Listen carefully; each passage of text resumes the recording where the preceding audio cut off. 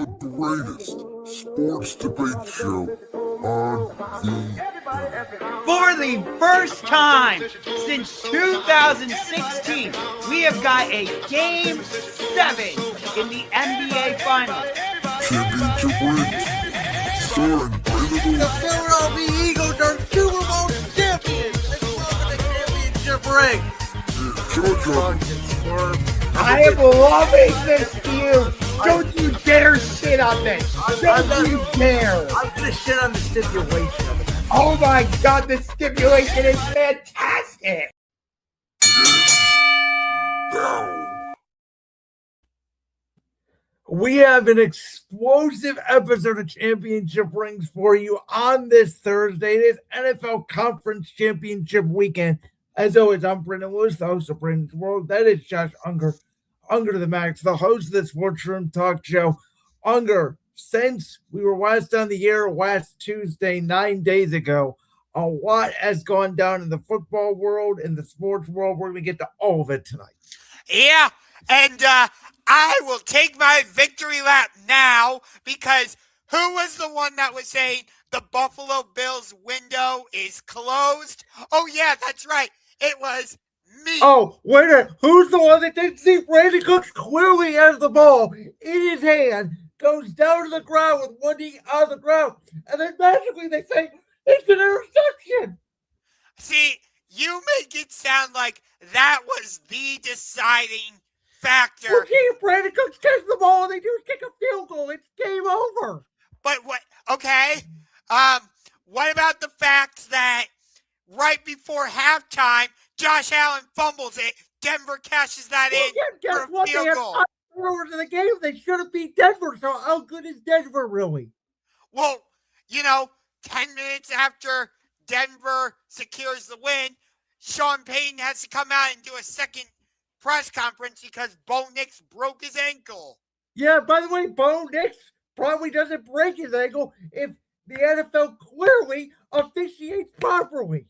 Because then in overtime, they decide, oh yeah, by the way, now we're just going to start calling pass interference on every play. Look, was the officiating perfect?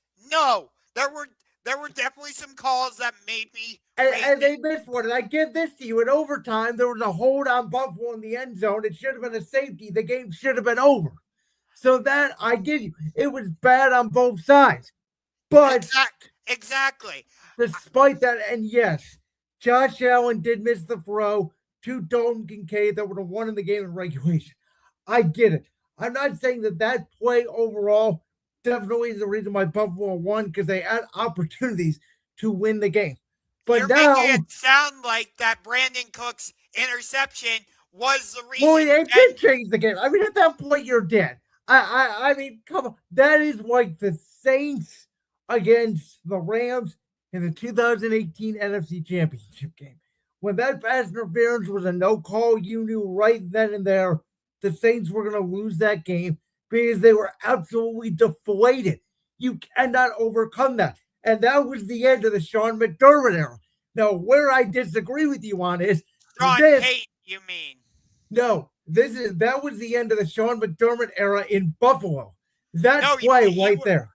No, but you were talking about the 2018 NFC Championship. No, I was, but I'm saying just like what happened in New Orleans, that play will define the end of the era in Buffalo for Sean McDermott, who I said 5 years ago, for the record, should have been fired. And the ironic thing is, out of all the playoff games he lost, this one that got him fired was not his fault. I put most of the blame on Josh Allen for this game. Well, absolutely. Josh Allen did not play a spectacular game, but again, Buffalo still had in position to win. And where I disagree with you 100% completely on is their window is not shut. Do you want to know why their window is not shut? Because they have number 17 a quarterback. And their next head coach, I can almost guarantee you, is going to be one of two people. One is Brian Dable, who we know is the reason why Josh Allen got to be arguably the best quarterback in the National Football League today. And the other guy would be Joe Brady, who is his current offensive coordinator, who, I don't know, Josh Allen has only been playing at an MVP level the last 2 years under Joe Brady's offense.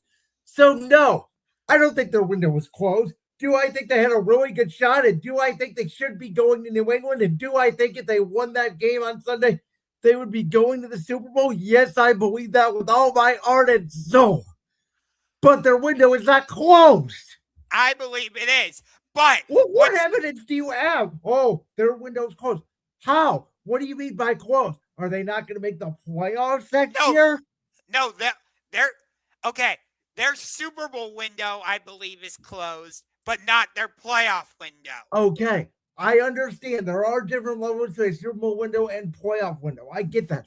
But you have Josh Allen. Your Super Bowl window is not closed. Just like Green Bay's Super Bowl window with Aaron Rodgers, even though their teams every year were never Super Bowl adjacent, you would say their window was never closed because they had Aaron Rodgers, even though they only made one Super Bowl.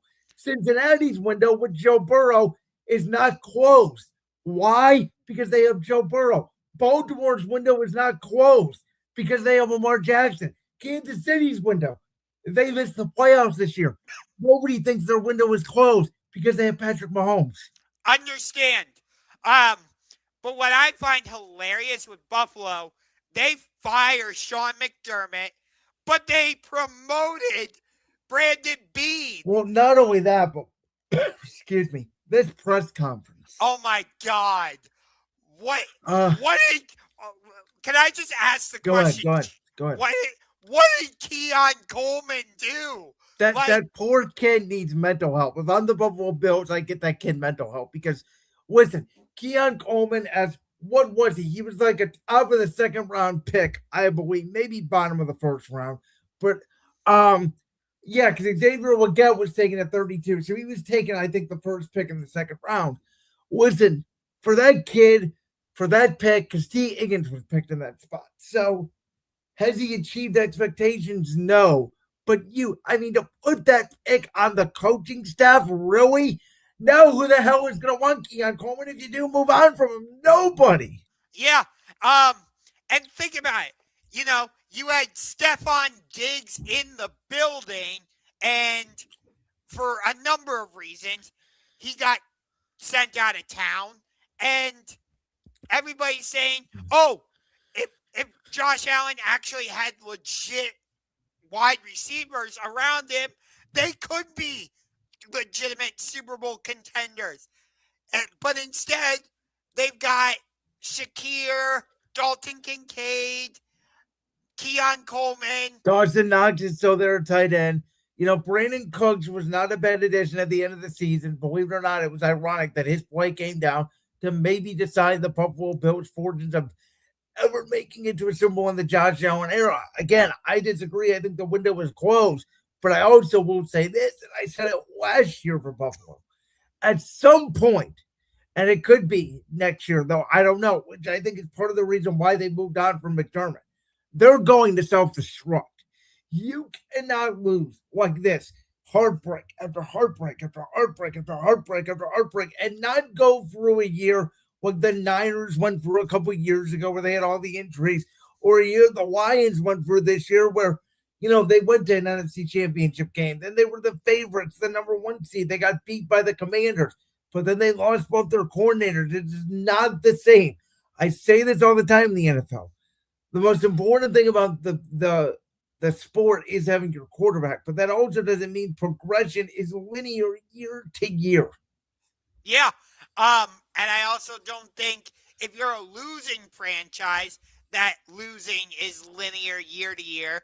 We could see like what happened with the Washington Commanders, for example, where they're one of the worst franchises, and then they come out of nowhere and make it to the NFC Championship. Yeah, the last 2 years we've seen that. We saw it with the Commanders 2 years ago. This year we've seen it with the Patriots.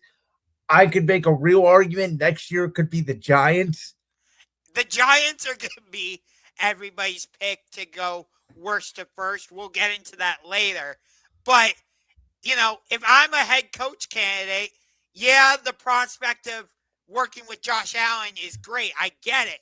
But do you trust ownership with Terry Pagula do you trust that Brandon Bean is going to make the right roster moves for you? Well, here's the other thing that nobody has mentioned yet. Also, next year, they're going to move into a new stadium. So you get to be the head coach in a new stadium, new environment. Maybe you start a new era in Buffalo. To be honest with you, I do think, and again, having a strong general manager, having an overrated roster does help. I get it. But when it comes to coaching, you can overcome bad general managership. You can overcome bad ownership. Look no further than the Cincinnati Bengals. They almost won a Super Bowl. What would that be? 4 years ago now, when they had maybe the worst owner in all sports, and Joe Burrow didn't have an offensive line. But guess what? They had Joe Burrow. I'm not saying you're wrong in that regard. But it's like Buffalo could have gotten Jalen Waddle from the Miami Dolphins, but they didn't want to give up a first-round Well, pick. by the way, I'm not paying a first-round pick for Jalen Waddle either. I'll give up a second. He's not worth a first-round pick. Okay, fair. But, you allowed the Kansas City Chiefs to trade with you and go get Xavier Worthy. You could have gotten Xavier Worthy and made him a great weapon for Josh Allen. Okay, I'm going to say this. How good is Xavier Worthy? He's better than Keon Coleman, yes, but how good is Xavier Worthy? Right. Okay, that's fair. You could, Xavier Legette, sure, he wasn't always great. He's not great for a receiver. He's big. He's got to learn how to catch the ball better. McMillan is certainly the better of the two in Carolina. But you get my point, though. Well, out of the three receivers that we mentioned, Worthy, Legette, and Coleman. Coleman's obviously the worst out of all of them. Though the ironic thing is, guess who scored a touchdown this postseason for the Buffalo Bills in that Jacksonville game? It was Keon Coleman.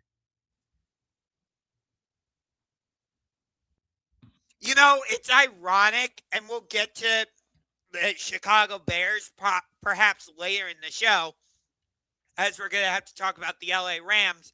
But it's ironic that the Bears season and the Jaguars season both came to an end on unfortunate interceptions.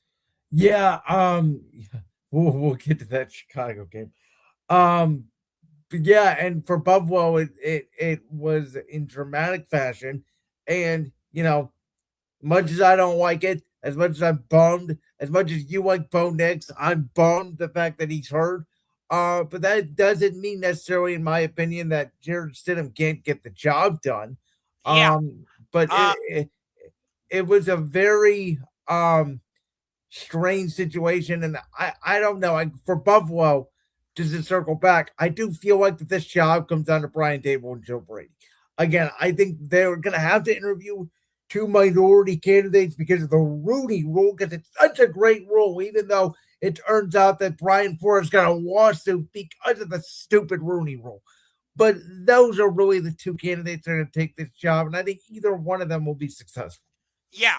And I will say this, and to a certain extent I agree, though, again, Josh Allen had 5 turnovers, but if you want to make the argument that the better team was sent home on Sunday in Denver, I will hear you on that. I won't necessarily disagree with you. As much as I love the Denver Broncos and feel like they have rightfully earned this position that they are in to be one game away from the Super Bowl, if you want to make the case that the better team is now at home, I will not necessarily disagree with you about that. And let me just circle back real quick on the officiating. My issue with this is the NFL all year long has been Mr. Inconsistent when it comes to officiating. One plays pass interference, and when another game was not. In a similar game this year in New England, Week 15 between that Bills and Patriots game, there was a similar play involving a New England defensive back. I believe it was Marcus Jones and Khalil Shakir of the Bills. Very similar play. Shakir goes up with the ball, knee hits the ground. The defender is on top of him. Defender comes up with the ball. They ruled that a catch.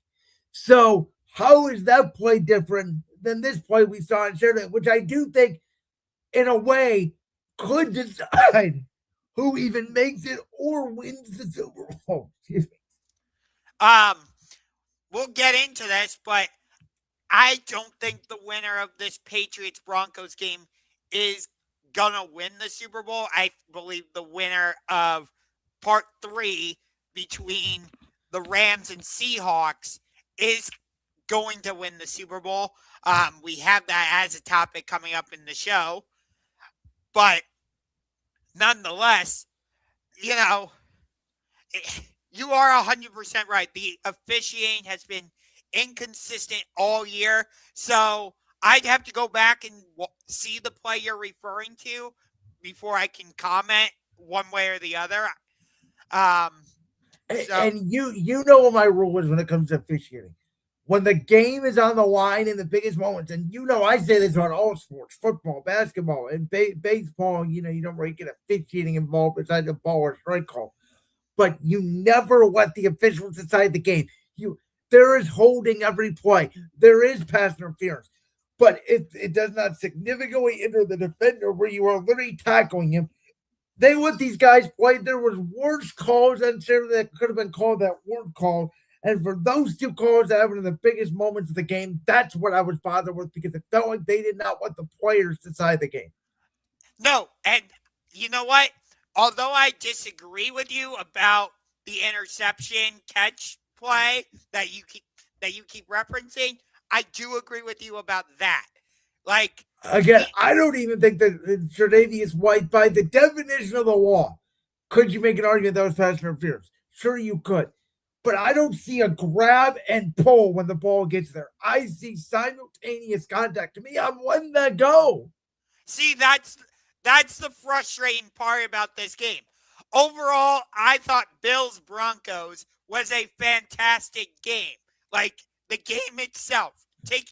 But all the conversation coming out of it is what is surrounding the interception that we've been talking about, the pass interference calls, and it's like, why aren't we talking about how great the actual game was? Because those two plays are the two plays that, again, arguably, for better or worse, decided the game. Even if there was calls missed or throws missed, those two calls in that moment determined the winner.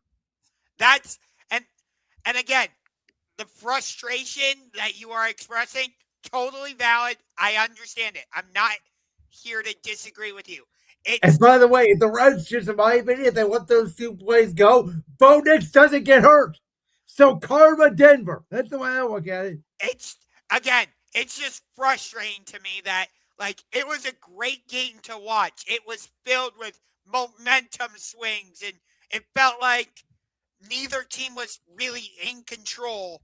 And for it to be marred by controversy, that's the frustrating part. I'll say one more thing before we get to our Super Bowl picks. I've given you flack about Bo Nix before, but I'm going to give Bo Nix credit. Even though, obviously, his season's over, and I already said it sucks for him. Bo Nix, out of all 8 quarterbacks this weekend, played the best. Yes. I feel like Bo Nix, he's not quite at the elite level of quarterback yet. But if he can come back from this ankle injury and play at a similar level to what he was doing this season, I think he will approach that territory.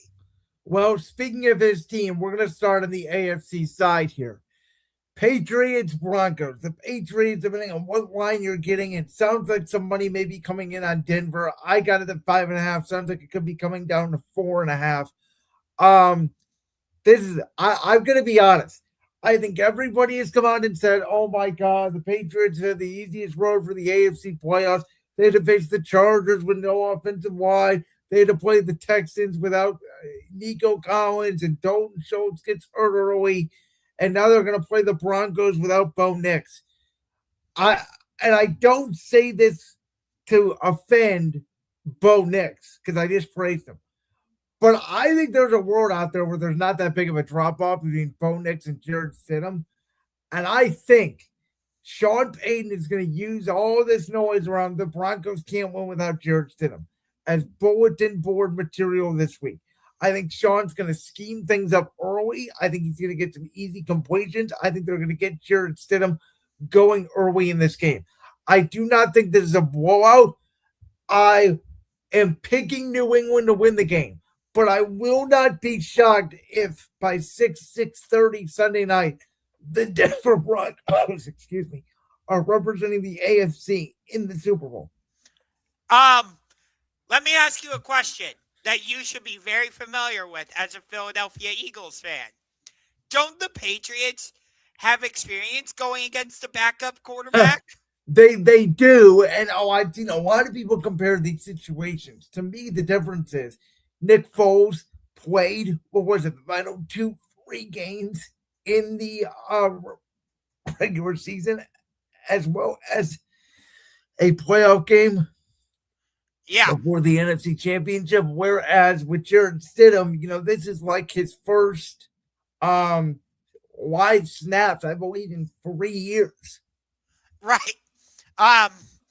So, no, I'm not trying to compare the situations. I just felt like it was an appropriate question to ask. But but that was also a different regime. That part is true, yes. But think about this. When Jared Stidham was the Raiders quarterback back in 2023, he played well against the San Francisco 49ers, who would go on to play in the Super Bowl against the Kansas City Chiefs that season. Josh McDaniels was I believe, the head coach for the Raiders. And when Stidham was a free agent, Sean Payton wanted him in Denver. Oh, that's the first thing Sean Payton did, even before they had Russell Wilson. The first move he ever made when he got to Denver was sign Jared Stidham.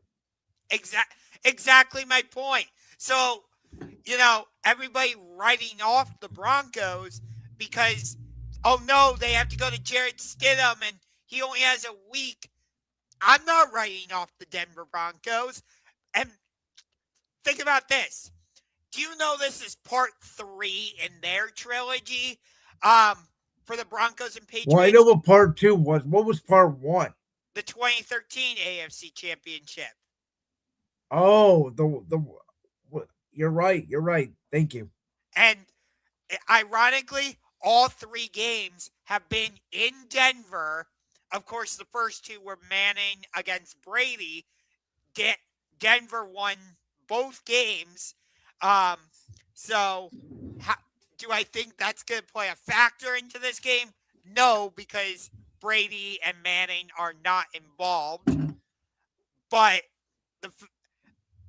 I do think that's a little bit of a storyline that nobody's really talking about. Granted, again, nobody from either of those teams is on the current teams. I get it. But still, the fact that Denver is up 2-0, I think plays into it. This game comes down to one thing. It's not about the quarterbacks. It's not about the receivers. It's not about the defensive backs. It's not about the running backs. It's not the linebackers. It comes down to one matchup.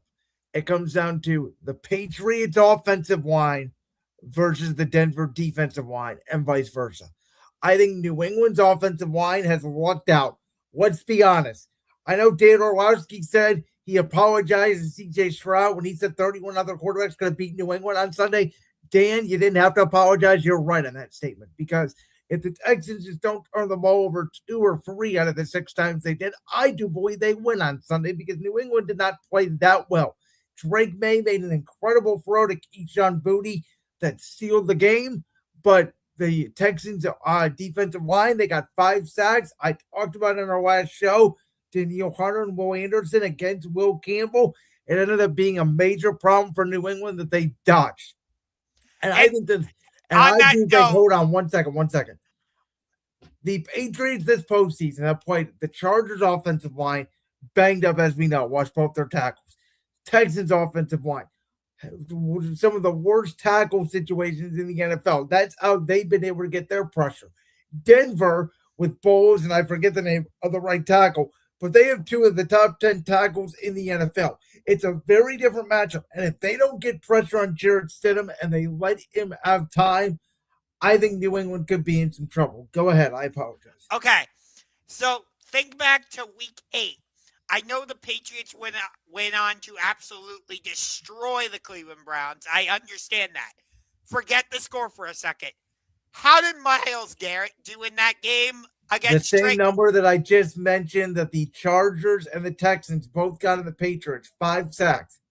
And And Myles Garrett did that single-handedly yes. against the Patriots. And now you have one of the best defensive units coming after Drake May. And remember earlier in the year when I kept telling you when you were like, I believe in this Patriots team. I think they are a Super Bowl caliber team. And I think you've been more right on them than I have. Because I said, I don't know. I said, I don't even know if they can beat out Buffalo in the division because I didn't trust the offensive line long term. Because I kept saying, yeah, they're winning games. But Drake May, I remember I kept coming on this show week after week telling you, I think Drake May might end up hurt because he's getting hit almost every play he tries back to pass. No, you're 100% right. By the way, Stephon Diggs we talked about how his absence has definitely made an impact in Buffalo. His addition in New England has made a huge difference for Drake May. Well, we talked about it going into the Texans game. Derek Stingley would mostly take him away, which he did. Booty and Douglas stepped up. Patrick Surtain's going to be on him the whole game. So they got to figure out ways to get Booty and Douglas the ball again. I think Douglas in the slot could have a big game, actually. Yeah. I don't think this is going to be a blowout. I could see this being a lower scoring game, like a 16-13 type of game. Yeah, I mean, I think it's like 20-13. Like, I don't know. Denver, I think that they're going to start off fast. If you want to pick a side, I would say either tie or Denver leads at the end of the first quarter. I've already bet Drake May's under for passing yards in the first quarter, which is 52.5. Because I do think New England's going to get off to a slow start. The second half is going to be, I mean, if Vrabel and them figure out some scheme to get pressure on Jarrett Stidham, there is a world out there where this does become a rout by the end of the game. You know, New England keeps hammering Denver, pounding away, body blow. And Jarrett Stidham's is bad, and Denver can't move the ball, and New England just gets their turnovers, and they take advantage of it. I'd like to see Denver really get back to establishing the run game. That's why you brought in RJ Harvey. You've got Jaleel McLaughlin, both in the backfield. If you can really establish that run game, that's going to allow Jarrett Stidham to settle in faster, and you can open up the passing game. I know I've been saying that a lot through these playoffs, and I feel like for the most part, that's been true about whoever has won these games. I actually disagree with you.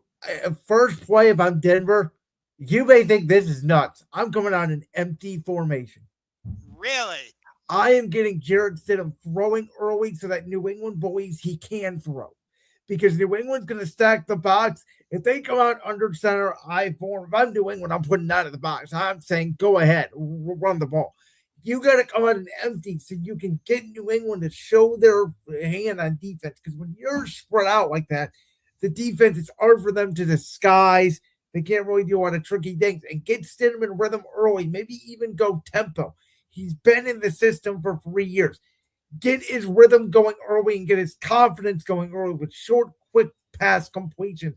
And if you go tempo early, you're going to slow down that New England pass rush. I wonder what type of film the Patriots are watching because I don't think I would watch the same film with Bo Nix because I think the offense is going to run exactly the same. I really do. I don't think Payton's going to change anything. Yeah, but you have to prepare for what type of quarterback Jarrett Stidham is. Okay, well, Jarrett Stidham is Bo Nix without the athleticism. That's what he is. So Josh McDaniels should know Jarrett Stidham pretty well because he coached him in Vegas. Yeah, sometimes that helps, sometimes it doesn't. Okay, so I got to ask you something. Okay. We got part 3 on Sunday for the NFC Championship. Rams, Seahawks. The first 2 were absolute classics. Do you think This is Oh, the this thing has a timer on it. Hold on one second, Josh. I'll fix that. okay. But in Good. the meantime, Go do ahead.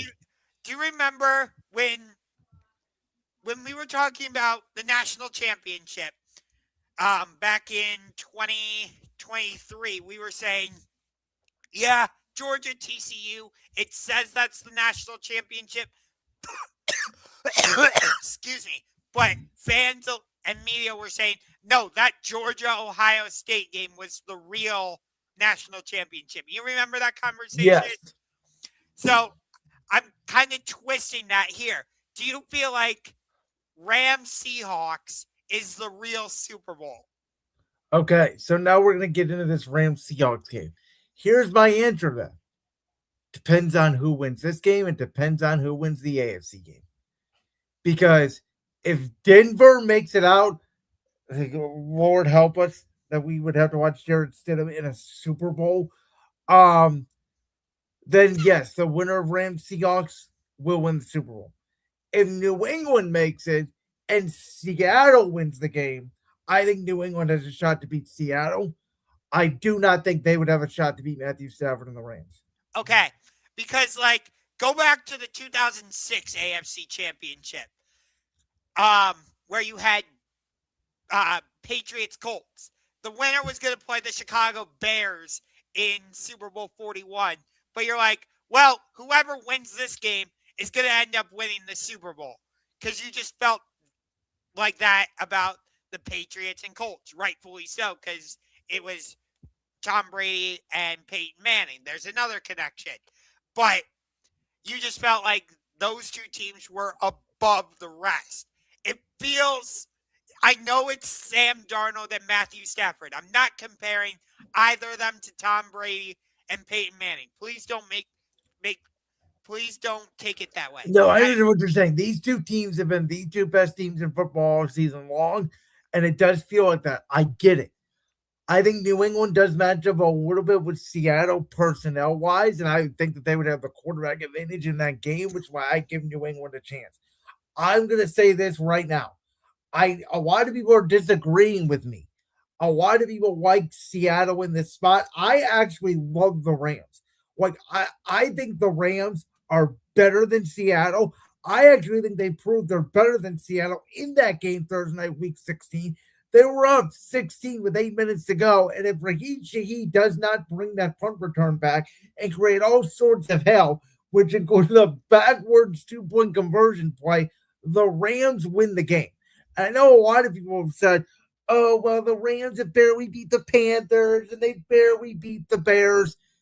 I've never seen a team like the Rams, who are a warm weather dome team, go to a frigid place like Chicago, Illinois last Sunday night and have 0 dropped passes and 0 fumbles lost, or, obviously there was the one play Devontae Adams fumble, but he was down, and 0 penalties. That is coaching. And I don't care what you guys say about Sam Darnold. I still don't trust him in this spot. If Sam Darnold goes out and throws for 400 yards and he throws all over this Rams defense and proves me wrong, I'll come on here next Tuesday and say, Mr. Josh Ungar, I was wrong about Sam Darnold. Thank you very much. I think this game is going to be close. I think there's going to be points scored. I think Darnold's going to play well. But if you're telling me between who has the ball last, who do I trust? I think Matthew Stafford engineers another game-winning drive. I think the Rams win the game. I think they know they can go into Seattle and win, and I think they're starting to feel it the way they felt it when they went to Tampa Bay in the divisional round the year they won the Super Bowl, put off that incredible comeback after Tom Brady led the Buccaneers down the field, and the Rams had led almost the entire game. The Rams went on to win the Super Bowl. I do feel like history may be repeating itself. As much as I strongly dislike the LA Rams because of their owner, Stan Kroenke, screwing over the city of St. Louis, that's something I will never, loosen my grudge on. But I will tell you this. I love Matt Stafford. Puka, as we quickly become one of my favorite wide receivers. You know how I feel about Aaron Donald when he was there. Sean McVay has completely proven me wrong.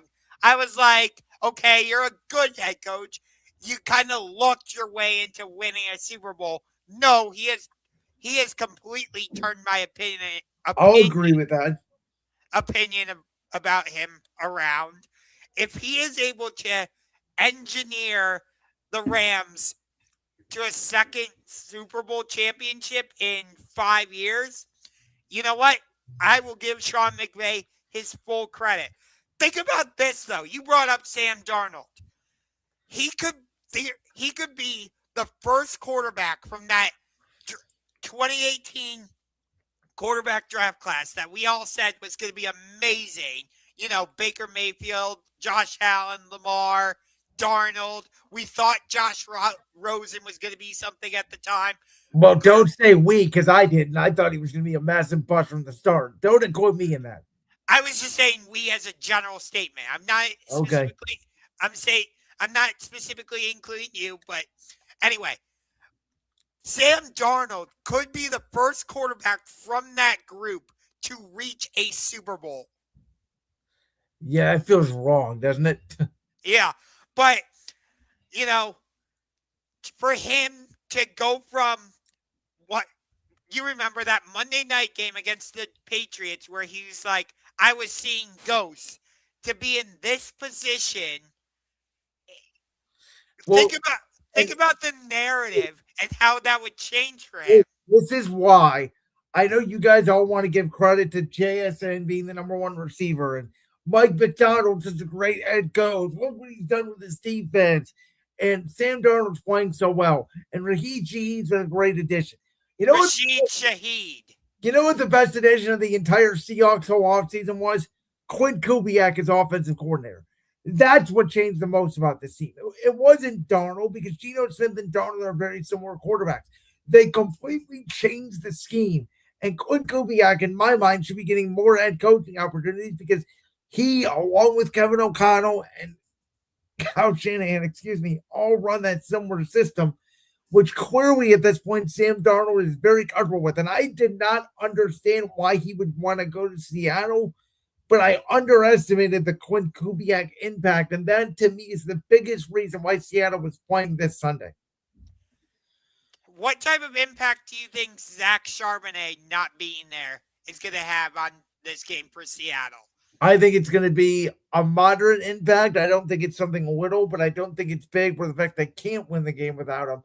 But they're going to have to rely on Kenneth Walker more, and Walker's going to have to be able to hit holes more consistently than he has. The other storyline that I haven't heard a lot of people talking about is the fact that you have Cooper Kupp, who won a Super Bowl with the LA Rams, had that amazing season, and guess what? They said no. The Rams moved on from him, and now he's playing great in Seattle. Well, I wouldn't say great.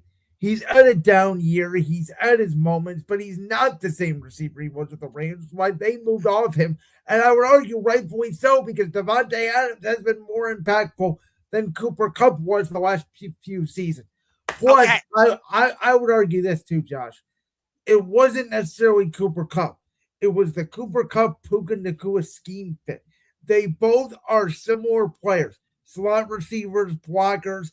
They're not the down the field threat that is Davante Adams, which is what made the Rams so deadly. Is now you have a receiver that you can play at the edge position in Davante Adams, and you can lead Puka more in that slot position, which is what they've done. Well, I'm not saying the Rams made the wrong decision necessarily by moving on from Cooper Kupp. By the way, Ernest Jones has made a huge difference for Seattle defensively, and he's a former Ram. Yep. So you have all of these connections. But just to finish my Cooper Kupp point, sure, he hasn't been great statistically for Seattle this season. I agree with you. But I think he's had a big influence on JSN, just in terms of the receiver JSN has become this season. I think you have to give Cooper Kupp credit for why we're talking about JSN as, a great wide receiver.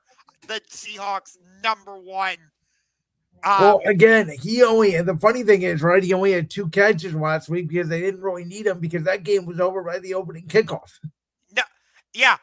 And when I'm talking about Cooper Kupp's impact, I'm talking about off the field stuff. No, I know, but I was talking more about JSN. They didn't really need him last week. Now No. it's going to be a different game. No, I agree. And also Rashid Shaheed. I told you that was one of the biggest moves of the trade deadline. And it has panned out that way. I don't think Seattle would have won that Week 16 game against the Rams. Which is my point, that the Rams are just better. I mean, I believe that in my heart. The Rams are better than Seattle. Which, did Seattle kind of luck their way into that Week 16 win to a certain extent? Yes. I'm not saying that it's going to be a blowout like this, but it reminds me of last year's NFC Championship game where the Commanders walked into that win Week 16 against the Eagles at home, and then my team went out and obliterated them in the NFC Championship game. No, I understand that, but these first 2 games, they've been so evenly matched, and it's come down to like 1 or 2 plays. Well, the first game, the Rams dominated them, and they didn't have to do anything on offense, and then Seattle had a big fourth quarter. I just feel like these 2 teams have clearly separated themselves as from the rest of the pack. Again, that's why I put up this question, because to circle back to my original point, we were all like, okay, Georgia's playing TCU in the national championship, whatever. Most fans and media members alike were saying, no, that Georgia-Ohio State game was the actual national championship. Okay, so I have Patriots-Rams in the Super Bowl. What is your Super Bowl matchup? I have Patriots-Seahawks. And that leads me to this next one, which it may have a timer on it. Hopefully it doesn't. But how would you feel about Super Bowl 60 being a rematch? Because Patriots-Rams, that would be the 3rd time we've seen it, with the Patriots winning the first 2. If we get Seahawks-Patriots, that would be part 2. Of course, we know how the first one ended.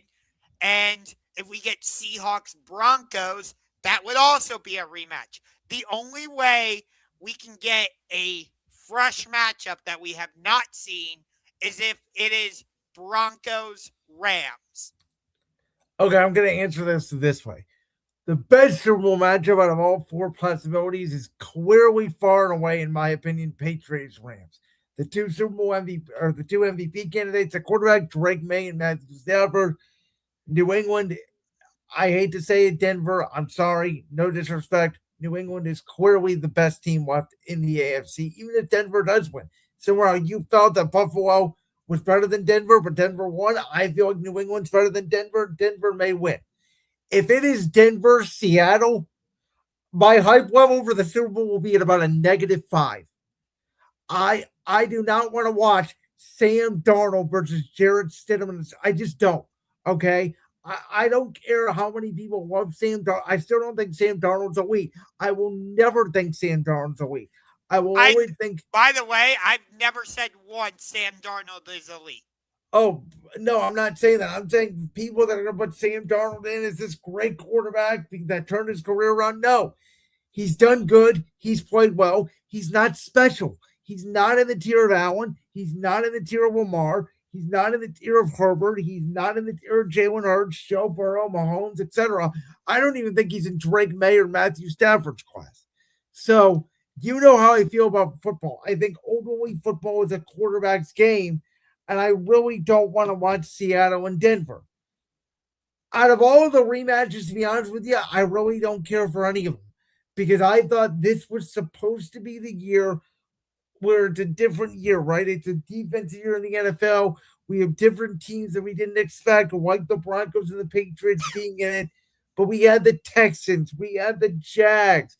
We had the Bears. We had the Bills trying to get there. Like, I wanted a fresh, after we dealt with the Chiefs for 5 out of 6 years, And we've had Chiefs Eagles or Chiefs Niners 4 years in a row, basically. I wanted something fresh. And a Super Bowl rematch, especially one that I've seen, even if it's different teams 7, 8 years ago, still doesn't feel fresh to me. So I don't know. At this point, I'm like, who cares? I'll watch the Super Bowl, but none of them really, really excite me. Okay. Um, well, if we do get Seahawks Broncos, that would be a rematch 13 years in the making. So it's not like we just saw it. But it does feel like it because I remember that game vividly because of how much of a blowout it was. No, I understand. And if we do get Patriots Rams, that's actually the game I want the least because it was so boring last time. 13-3. You just kept sitting there waiting for something to happen. That's how I feel about Broncos Seahawks. And rightfully so. By the way, you were mentioning how like you wouldn't put Sam Darnold in a tier with Matt Stafford or Drake May. You wouldn't put Sam Darnold in a tier with Joe Burrow or Lamar or Patrick Mahomes. If Bo Nix had been able to stay healthy and he went on to win a Super Bowl, I actually would have put. I wouldn't have put Bo Nix in a tier with Josh Allen, Lamar, and Joe Burrow yet. I would have put him on the same tier as like a Matt Stafford. I mean, it's fair. The way I look at it is weirdly and oddly, after we all hated the Patriots dynasty, most of America outside of Colorado was rooting for them this weekend. Yes. By the way, I think I read this stat. Did you know this is the 15th straight year where the AFC Championship is going to include either the Patriots or the Chiefs? I mean, that makes sense. Brady and Mahomes. That's why I keep saying it's a quarterback-driven league. Yeah, and we were all like, oh, thank God, the Chiefs dynasty is over. And the Patriots are like, well, where did that bring you? Yeah, right? I mean, the last one I think that didn't include either of those would have been 2010, the Mark Sanchez Jets against Ben Roethlisberger Steelers. I think you're right. And the only one prior to that I can think of is 2000. The previous year, 2009, was Sanchez against Peyton Manning. Yeah, and 2008, Flacco against Roethlisberger. The AFC has, I believe, included one of Brady, Mahomes, Roethlisberger, or Manning every year, except for this year, since 2001.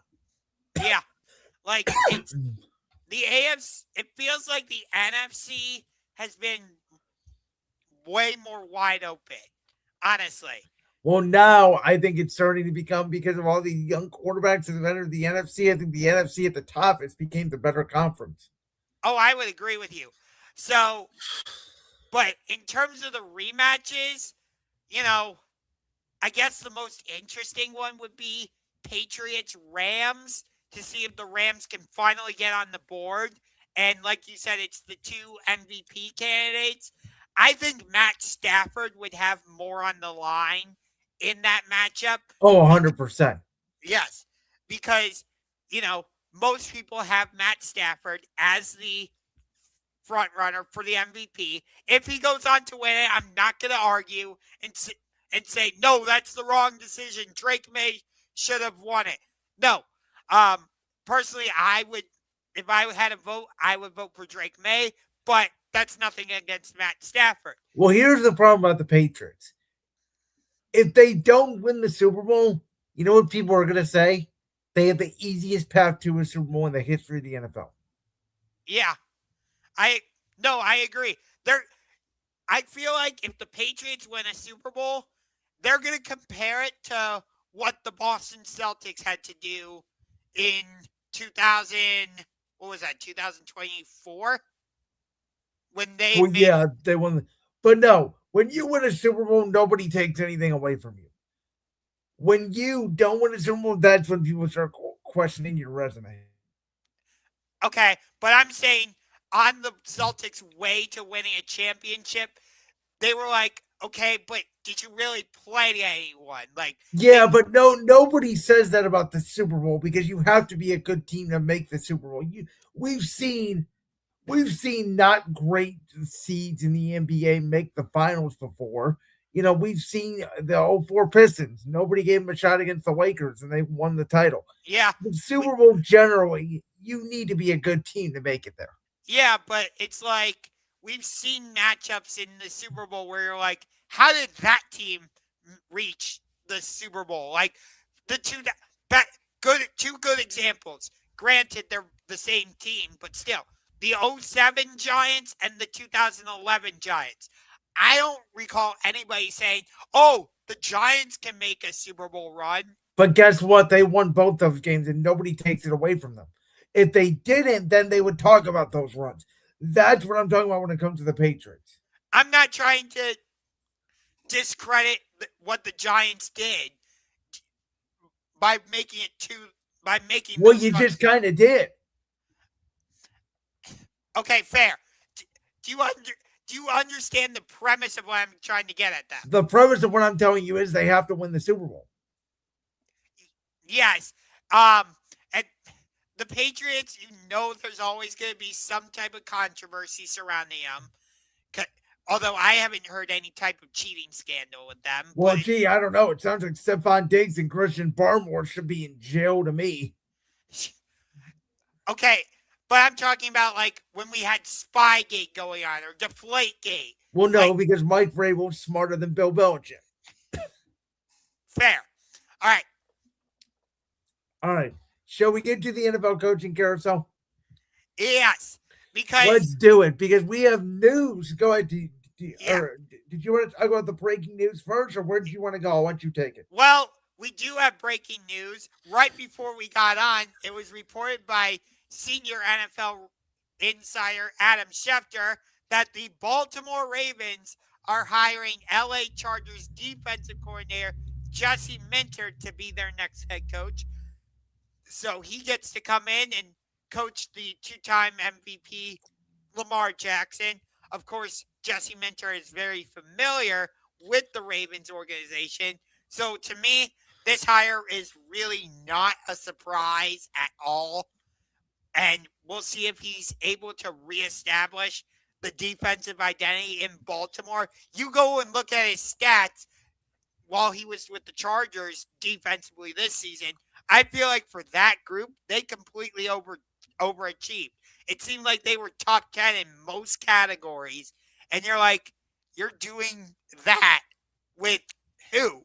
Like, it didn't feel like there was anybody outside of Derwin James really on that Chargers defensive unit that really stood out. I mean, an older Khalil Mack as a pass rusher, that's about it, but I agree with you. So, and now you're coming to Baltimore where you got like Marlon Humphrey, Kyle Hamilton. Yeah, thank you. So you have pieces to reestablish that identity. And DK on the defensive line. Yes, exactly. Roquan Smith at linebacker. So I agree with you, and I think it makes sense. He coached under Harbaugh, under both Harbaughs, because he was with Jim at Michigan and with the Chargers. I think that this was their way of thinking, hey, we want Mike McDonald out the door 2 years ago. I want him to go be a head coach. Let's try to repeat what Mike McDonald did, and let's kind of take the Harbaugh tree and modernize it. Yeah, but you better get the right offensive coordinator. Well, I keep hearing that reportedly Cliff Kingsbury could be the OC there, which I think would be a great fit for them. He didn't do great as the head coach in Arizona, though. No, but he's done great as an OC. We know his track record with what he's done with Jaden Daniels. We know what he did with Kyler Murray. He did get Kyler Murray to the playoffs in Arizona. Nobody else did that. That part is true. You know what's funny is, like, we haven't heard anything in terms of who the Arizona Cardinals are interviewing. We haven't heard. I've heard Vance Joseph, Sean McDermott, maybe Mike McCarthy.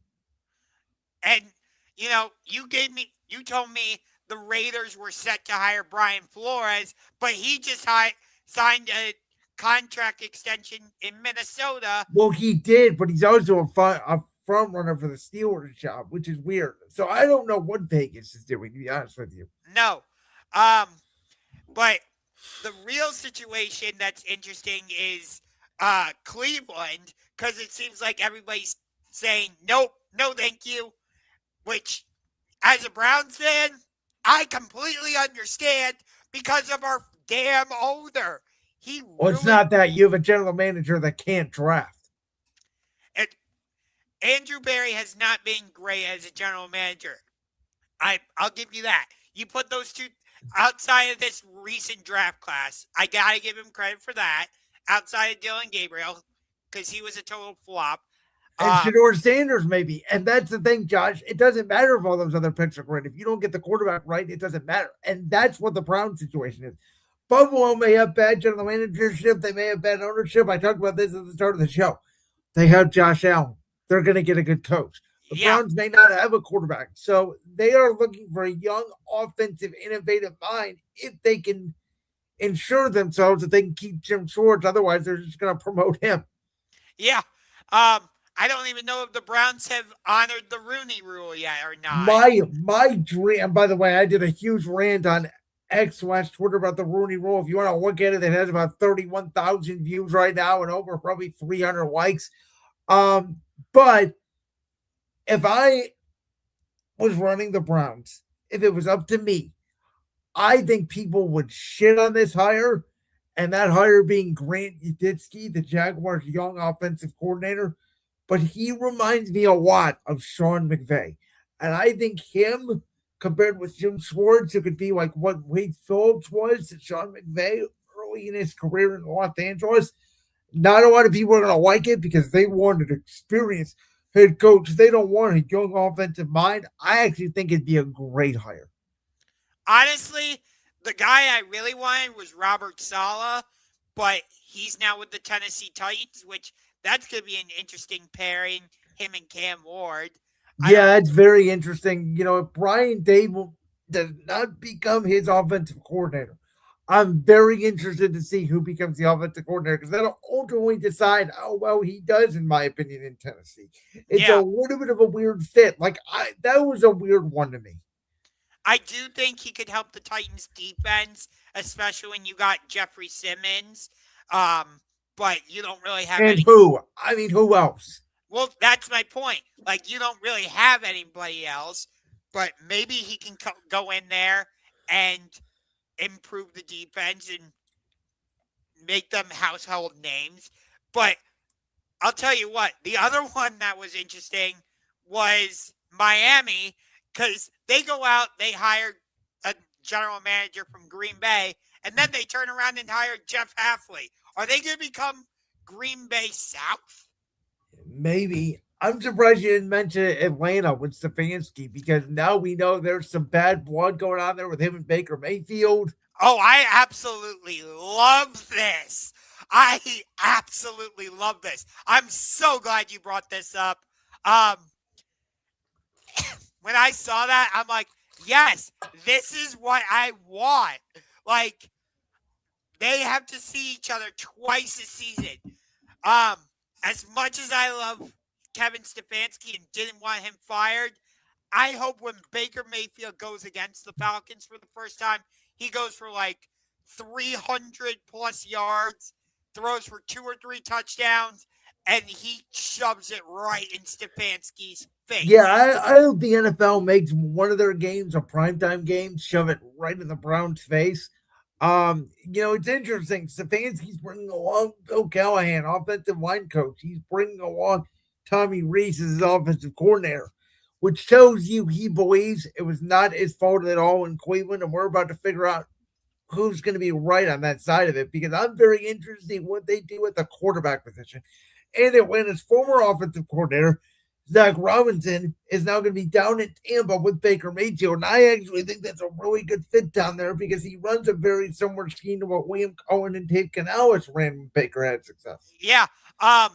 So last season, before the schedule came out, I predicted that the Cleveland Browns would open the season on the road at Gillette Stadium in Foxborough against the New England Patriots.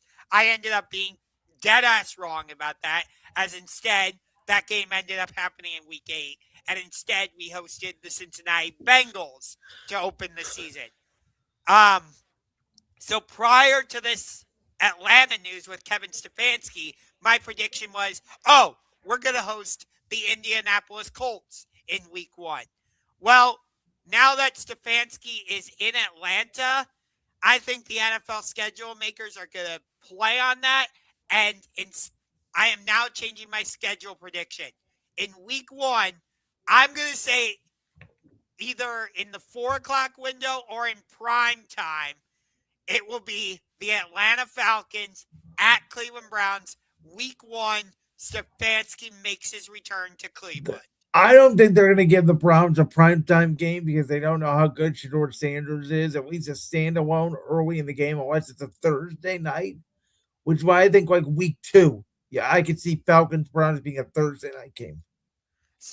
Okay, so you agree with me that like that game's going to be early in the season, you know? To be honest with you, this is what I would do if I was a schedule maker. Week 1, I'm putting the Browns at Tampa, and week 2, I'm having the Falcons come to Cleveland.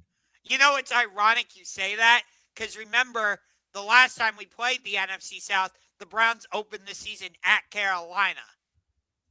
Oh, yeah, that's right. That was Baker Mayfield's game at Carolina. That was the Browns game against Baker, and that was the first time the Browns have won in week 1 since like 2004.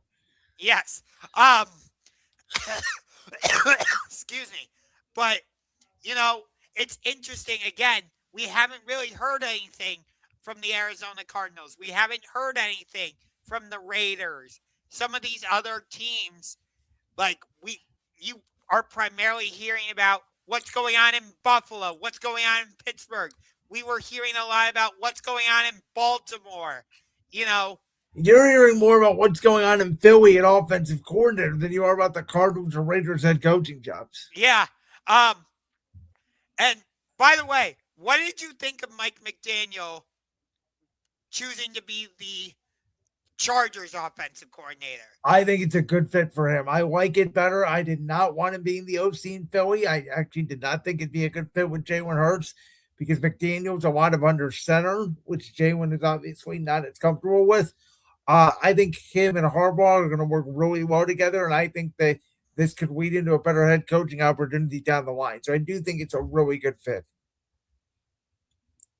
He thinks the Chargers are going to be special. I mean, if they get their tackles back, I'm telling you right now, a little bit of an off-season February take.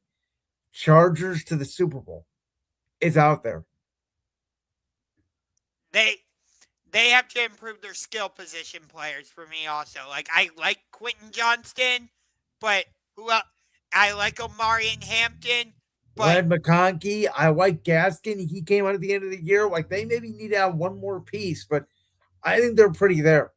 I don't fully trust their skill position group yet. I just don't. Well, we know this team doesn't need a head coach because they just blew through college football. The Indiana Hoosiers. Now, the national championship game was a better game than I thought. I thought Miami should have let Carson back for a little more in the first half than they did. But they obviously turned it around in the second half. The Fernando Mendoza died on 4th and 5 or whatever it was, will be one of the most iconic plays in the history of the Indiana program. Indiana was the best team in college football from start to finish. Despite what I was saying about Ohio State earlier in the season, Indiana proved me wrong. I don't think of them like LSU, where they were just this dominating presence that beat up on everybody like 50-0.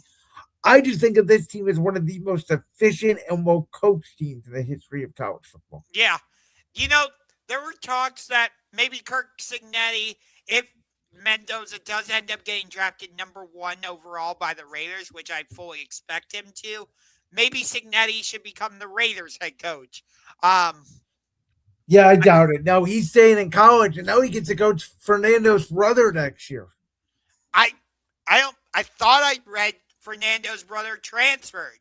Did he? Because I didn't hear about that. If he did, maybe you're right. I think I read Fernando's brother transferred.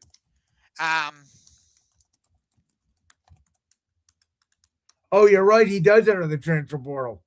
Yeah. Thank you for the correction on that. Yeah, I believe he went to Georgia Tech. Yeah. He is going to Georgia Tech. Yeah. But anyway, But Indiana was just a very impressive team. Go on. Yeah. By the way, not only is this the third straight national championship for the Big Ten, but it continues a recent trend of teams who wear red winning national championships. The last 5 teams who did not wear red to win a national championship: 2019 LSU, 2018 Clemson. You have, I think it was 2010 Auburn. I want to say, Florida's in there, and there was one other, and I don't remember who it was. You're talking about the team that wore red in the game lost? No, just teams who won a national championship but didn't have red as a primary color. Well, that Michigan a couple years ago. Michigan, that's the other one. Michigan, LSU, Auburn, Florida, and now Clemson. There you go. The biggest question for me is, was this the last year of the 12-team playoff? Which I think the deadline for expansion is tomorrow, if I'm correct. Well, it sounds like the SEC wants 16 and the Big Ten wants 24. Well, can I tell you the reason why the Big Ten wants 24? Because if you get past 16, ESPN has to give up the control that they can no longer have exclusive rights. Fox would have to get a game. CBS would have to get a game. NBC would have to get games. And we know the Big Ten has contracts with all 3 of those networks. That's why they want the expansion. Yeah. And I read that and I saw that the national championship next year is going to be like January 25th. Which is so wrong. And this is the thing. And it's nothing against Indiana because it happened the same thing to Ohio State. Why do you think, we're an hour and 7 minutes into our show tonight and we have barely talked about college football? Yeah, Indiana won the national championship. Would be the conference championship games are this weekend, and that's all anybody wants to talk about. Yeah. The national championship game should be, in my opinion, the Rose Bowl, January 1st in Pasadena. That, to me, is the national championship. Yeah, great. The national championship next year is in Arizona. Let me know when I should care.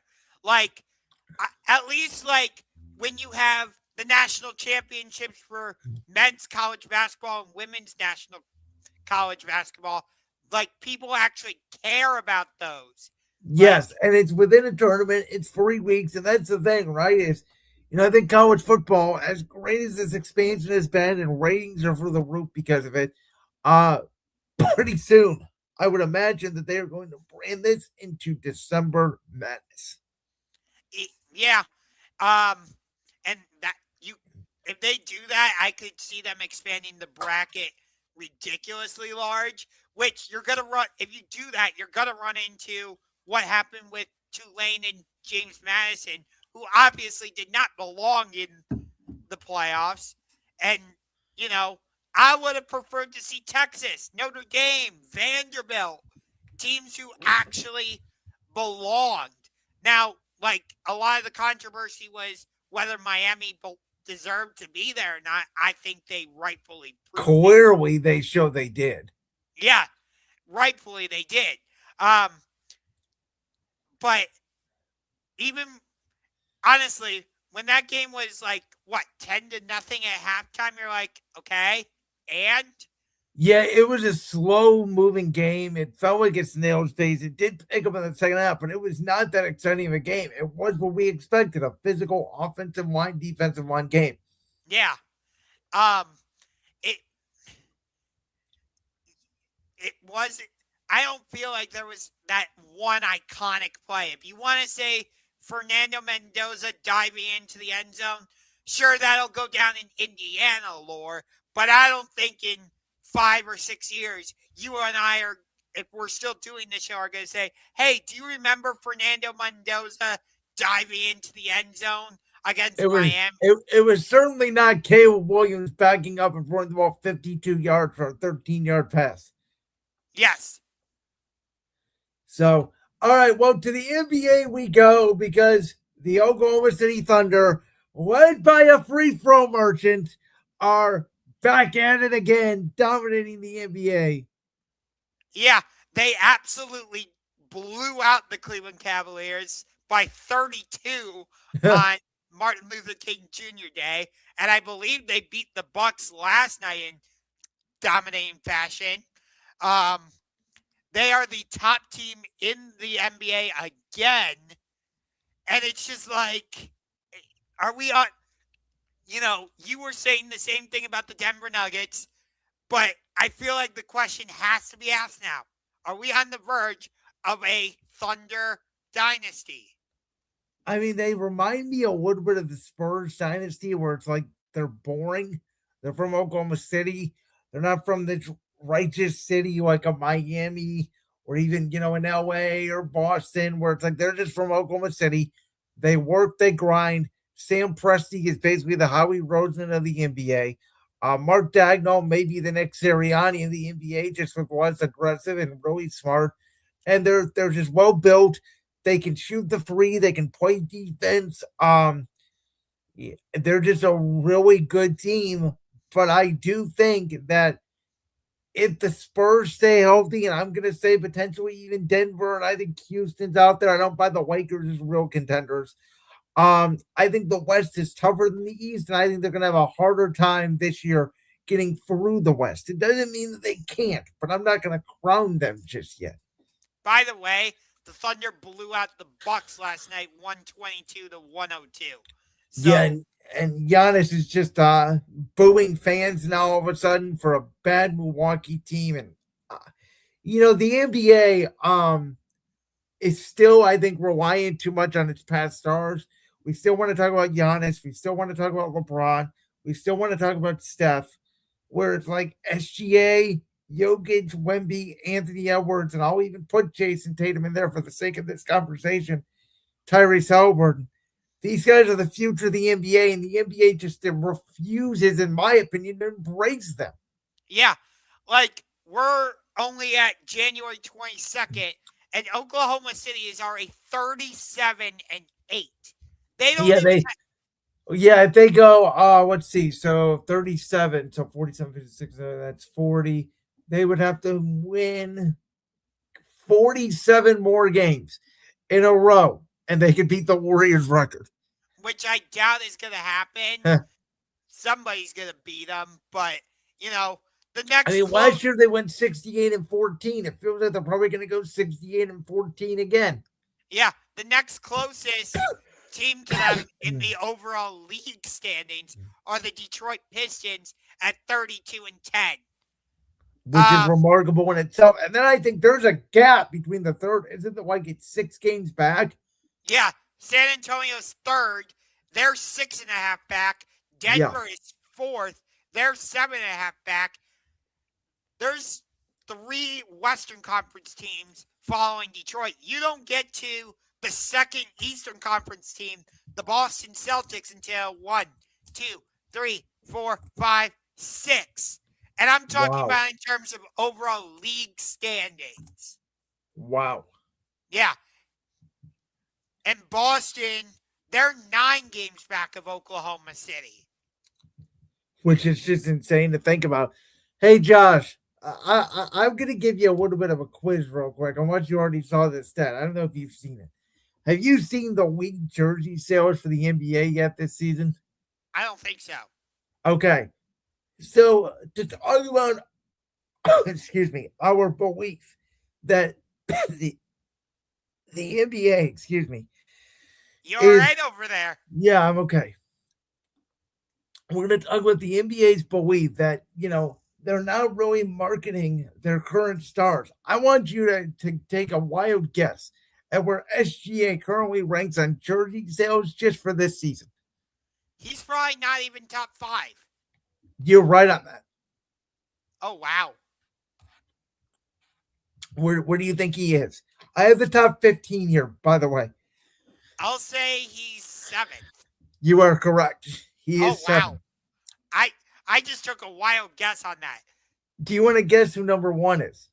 LeBron? No. Steph? Steph is correct. Steph is number 1. Where do you Okay. think LeBron is? He's probably top 3. You're wrong, Well, okay. but he's above SGA. Okay, so LeBron's probably top 5. Yeah, he is. He's 5th. Okay. I would think Wemby's in there. Wemby is 1 spot ahead of LeBron at 4. Okay. Luka's probably in there. Luka's 2. Okay. Jokic is probably in there. He's in the top 10. He's not in the top 5. Okay. Durant is probably top 5. No. Durant is all the way down at 12. Wow. I'm trying to think. It can't be Jaylen Brown. No. He's not even in the top 15. I can't imagine Jason Tatum is. Tatum's in the top 10. Oh, wow. As much as I love Jason Tatum, that's actually surprising. Oh, Yeah. Ant has got to be in there. He's on the list, but he's not in the top 5. Ant is in top 5? No, Ant is 6. He's right behind LeBron, but he's ahead of SGA. How do you feel about that? That's crazy. Okay, so I got Steph, Jokic. Is Giannis in there? Giannis is actually below Durant. Giannis is at 13. Oh, wow. I'm trying to think. Who else could be in there? Devin Booker? Not even close. Nope. Okay, I didn't think so. Boy, Do you want to hit of what conference they're in? sure. East. Jalen Brunson. Yep. Jalen Brunson's 3rd. Where's Cade Cunningham? Cade Cunningham, he is number 14. Oh, wow. Okay. Wow. That, you got an upstart team like Detroit, and Cade Cunningham's only number 14. And by the way, right behind him at number 15 is our very own Donovan Mitchell. How did you feel about Donovan Mitchell not being an all-star starter? The Cavs stink, so I don't care. Fair enough. But by the way, I will say this out loud for everybody on Championship Rings to hear. We can talk about the All-Star game. I will watch highlights. I am not watching All-Star Weekend this year. I have made a decision. Fair. Hey, speaking of, well, we know it's going to be a USA versus World format, but the NBA Finals are changing. Yeah, they are. And I think for the better. And I think the NBA needs to take advantage of this, which the NBA historically has not done a good job, in my opinion, of taking advantage of situations and making their product better. The COVID bubble, mainly, they could have shortened the season. They could have started the season later. They did not do that. I think the NBA Finals, with there being 2 days off in between every game except for games 3 and 4, it's ridiculous. It stretches out the series way too much. I do like the fact that they are having more Friday and Saturday games, but I don't know. I get a feeling that it's just a one-off for the NBA. Yeah, I think it's because the World Cup is happening in the U.S. in 2026. Personally, and maybe this is just because the Cavs won Game 7 on a Sunday, I love that Game 7 of the NBA Finals was on a Sunday night. It felt like a great way to, depending on how you look at it, either end the week or start the week, because it gave you a lot to talk about, either going into school or not going into school, because Game 7's over June, so I apologize. I mean, at summer camp or, going into work, whatever. So I personally like Game 7 of the Finals being on a Sunday. So I don't love it as much as you do, but I'm not against it. I mean, I just think that they need to go every other day, like they do for the conference finals. I don't understand how you can have 3 days off for the first round. Then you go every other day for the conference finals, and then you go 2 days off for the finals. Makes no sense. Granted, like you need a travel day, especially if you're having to go from like California across the country. Okay, that's great. That's why you get a day off. That's your travel day. Play the next night. What about a practice day, though? They don't practice anymore in the NBA. Right. They don't. I mean, practice is shoot around. But how do you prepare a game plan? Like, you got to make adjustments from game 1 to game 2. You can do it on the plane. I mean, but in a series, right? These teams know each other so well. You're going to make a small adjustment here or there. You're not changing your entire strategy. Well, depending on how a game goes, you might decide you want to completely change your game plan. No, you're not going to completely change your game plan of who you are from one game to the next in a finals game. I mean, when we talk about these finals games, right, it's either, Celtics Mavericks was really a no contest. You could tell from Jump Street the Celtics were the better team. Pacers Thunder was a different story. Indiana did not make massive adjustments in that series.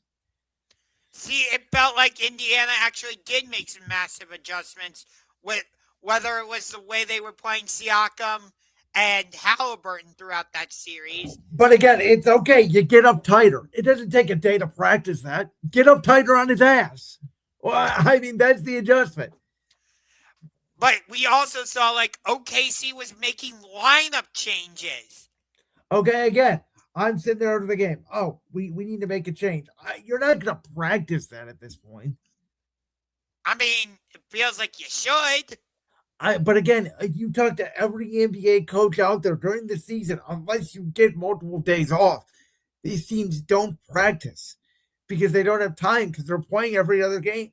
Yeah, like the Cavs were in Charlotte last night. They have an off day, and then they have to come home and play Sacramento tomorrow, and then they're right back out on the road to play Orlando. Right. So theoretically, like they're more used to that every other day schedule.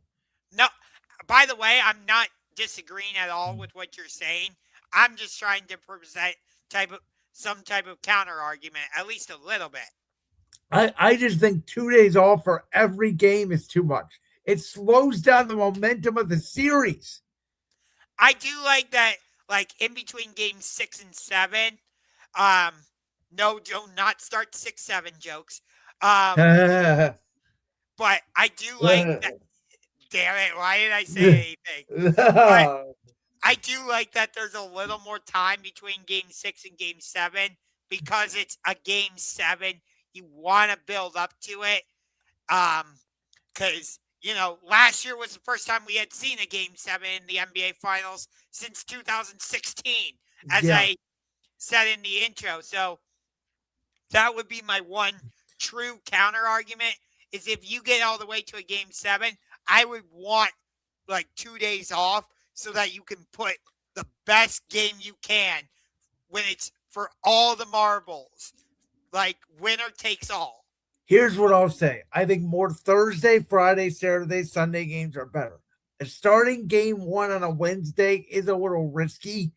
I would have preferred it to be on a Friday or a Saturday, like they did with the World Series this year. Yes. By the Remember, way, back in the day, the World Series used to start on like Friday or Saturday, or Tuesday or Wednesday, and it ended on a Tuesday or Wednesday. They shifted that the last few years. Wasn't game 7 of the 2016 World Series on a weekend? On Wednesday night. Huh. Game 4 was Saturday, game 5 was Sunday, game 6 Tuesday, game 7 Wednesday. I feel like I should know that as a Cubs fan. Wednesday, November 2nd. Yeah. God, the fact that was 10 years ago is and it bled into Thursday morning. Yes. I think game 7 this year was what? On a week? The game 7 this year was on a weekend, wasn't it? Game 7 for both 2016 and 2025 for the NBA was on a Sunday. No, for ours, it was Father's Day. Okay. I was talking about the World Series. Oh, World Series this year for Game 7 was a Saturday night. Okay. Yeah, that's what I mean. Like, I would me personally, again, I would prefer Game 7 to be on a Sunday because that's when I'm used to, like, being the most charged up. I The think that, argument is you get more viewership on a Saturday night. People don't have to go to work on Sunday. yeah. And that's, as much as I love men's college basketball, I hate that the national championship is on a Monday. Yeah, I mean, college, it should have been on Friday night. There was nothing on Friday night. Yeah. I get that you want to do the Final Four on Saturday, and then obviously you give them a day off. But, like, why not do the Final Four on Friday, then have a day off on Saturday, and then do the national championship on Sunday? Well, again, they do a day off in between the Final Four and the national championship. Why can't the NBA do a day off in between every finals game? Yeah. I'm not totally disagreeing with what you're saying. So, but Adam Silver, and I don't know. I really liked Silver when he first came in, and I really turned on Silver as a commissioner because I think he's giving these players way too much empowerment, and I don't think he even has control of his own league anymore. It certainly doesn't feel like it. And I think the NBA has turned into baseball, and ironically, baseball has turned into the NBA when it comes to marketing. They have flipped the marketing of their young stars. Yeah, and yet Major League Baseball is just letting the Dodgers run the show because, the Cubs go inside. Go. You sure you're all right over there? Yeah, I'm all right. Go ahead. Okay. But, like, the Cubs go and sign Alex Bregman, and then what happens? Kyle Tucker goes and signs with the LA Dodgers. So it's like... Well, if they win the World Series again, we'll only have everybody else in Major League Baseball to blame. Yes. By the way, before we get going, just want to say congratulations to both Andrew Jones and Carlos Beltran, who both got elected into the Baseball Hall of Fame class of 2026. They both rightfully deserved it. They were both great center fielders for their time. Of course, Andrew Jones with the Atlanta Braves, another member of that 90s Braves team that just was dominant. And of course, with Beltran, I know him most notably for his time with the New York Mets and the St. Louis Cardinals. But of course, he was also involved in the Houston Astros cheating scandal in 2017. So the fact that he was able to get in fourth ballot does tell me something. I think when Jose Altuve comes on the ballot, he's going to have no problem getting in. Same with George Springer, Carlos Correa, Alex Bregman. I think they will all get in. Whether they deserve it or not is a different question. But that's my 2 cents on that.